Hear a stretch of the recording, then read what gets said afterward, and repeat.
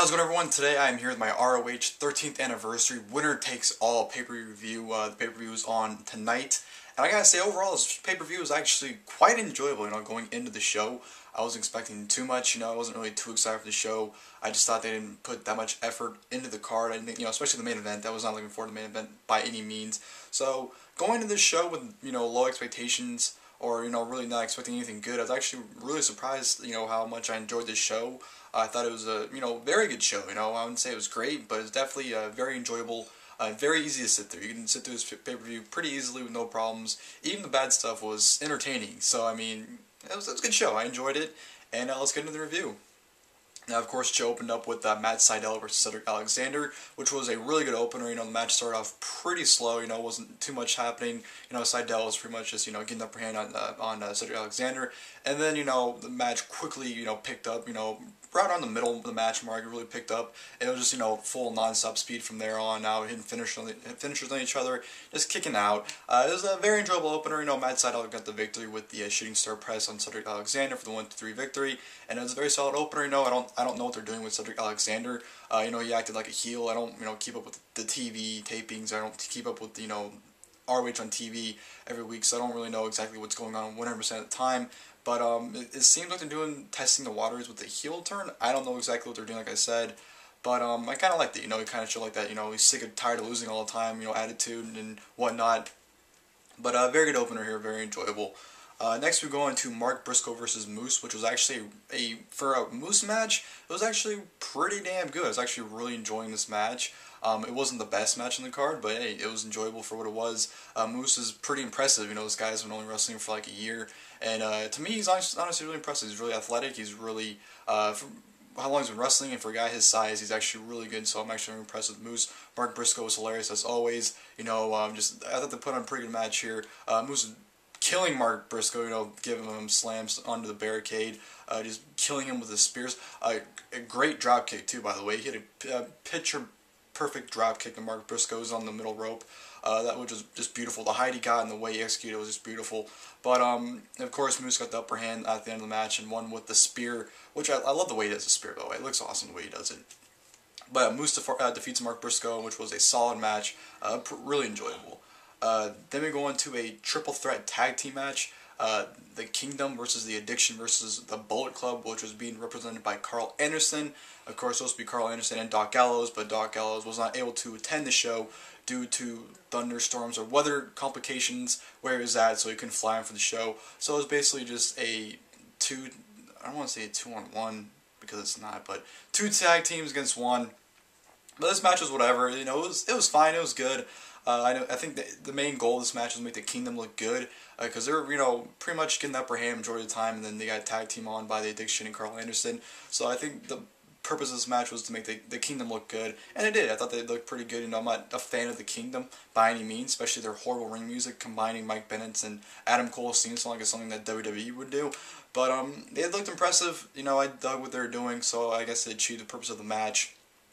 But it was just good, like spectacular. Machine Gun did great by himself. Machine Gun's great. So, he held it on his own pretty well. But ending came with the Kingdom picked up victory with the pinfall victory over Carl Anderson, which I was actually mildly surprised by. That the Kingdom not only won the match, but pinned Carl Anderson.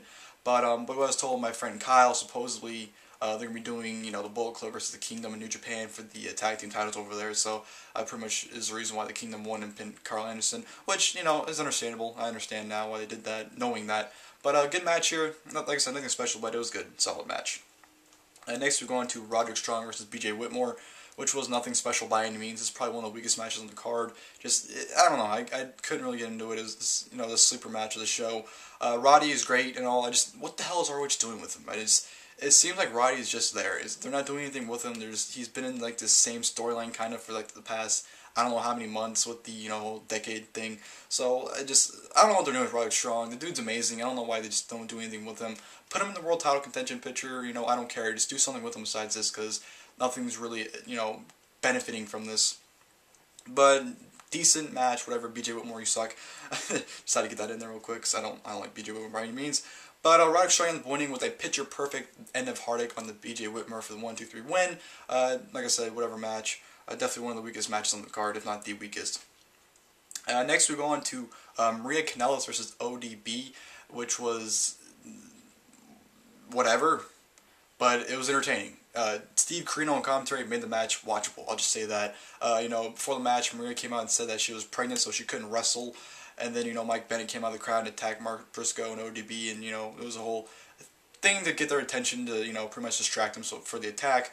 But for the match, as far as the match goes, no, nothing great by any means. It was it was weird. I don't know why it wasn't just a mixed tag, because you had ODB and Maria going at it, as well as Mark Briscoe and Michael Bennett going at it. So it's kind of like, what? You're basically having two matches in one, which was kind of weird.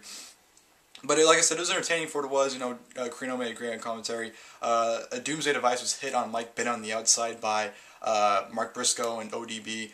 But ending came, ODB ended up winning the match, ended up taking the title back, which was Jay Briscoe's. They made it into the title of love. They took the stupid pink leather off it, and it's back to the regular Jay Briscoe Championship, the real world championship, as Jay Briscoe called it when he debuted it. So it was bad, but it was entertaining at least. So that's good to say. And then we go on to AJ Styles versus ACH, which was an awesome match here, very enjoyable. AJ, when I was watching this match, it's kind of like AJ was the guy. It was kind of like, who the fuck are you? Like, ACH was that one guy trying to take his spot. Well, not his spot, but like, he's kind of like that new guy. And AJ's like, what the fuck are you doing in the ring with me? Like, you don't belong here. Like, AJ just beating the shit out of him. Was just, I don't know. I kind of get that sense where it was like, AJ legitimately didn't like him. It could have been just me. It's just a feeling I got from the match. But a very good match here. ACH and AJ Styles worked really well. I like to, sorry, I just got a text message. Who's tweeting me? People are tweeting me, sorry.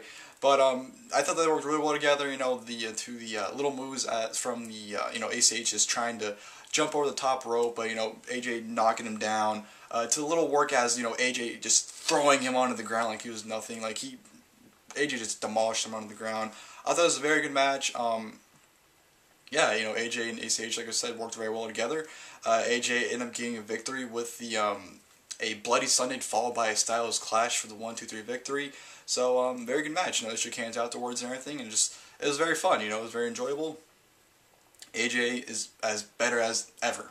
He's been doing phenomenal. No pun intended was his nickname for the past year since he's been gone from TNA. So it's always awesome to see AJ, and it's great to see him put on great matches like this. So awesome match here. And then we're going on to the match tonight, which was the ROH World Tag Team Championship match, reDRagon versus the Young Bucks, as expected, and as I don't think anyone would have guessed. Great match here, match of the night by far. Just those two tag teams are just phenomenal together. They put on great matches every single time, and I think it's impossible for them to not have a good match. However, I would say out of the 4 matches they've had in ROH, I should say, this is probably the weakest in my opinion. Not saying by any means this was a bad match. It's just out of the 4 amazing matches they've had is probably the lowest, I'd say, at least for me, that they've had. But it was still a very good match, very solid, great match of the night. Awesome stuff here. Matt Jackson was amazing as always, especially the part of the match where he's just saying, suck it, and he's just hating him, suck it, and the crowd's going with him. I thought that was absolutely hilarious. Just an amazingly fun match as always. The one knock in this match, though, was the fact that the crowd didn't really seem all into it.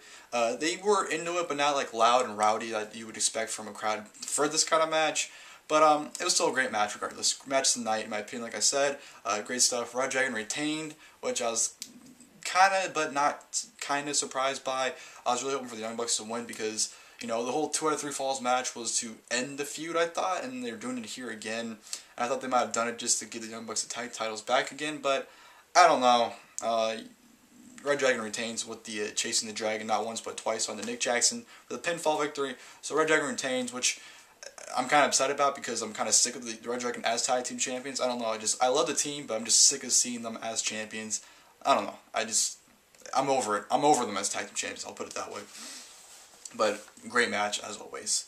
Next we go on to the ROH World Television Championship match, Jay Lethal versus Alberto El Patrón, which was a really good match here, but nothing out of the ordinary. I think I said this in my final battle review, and I'll say it here.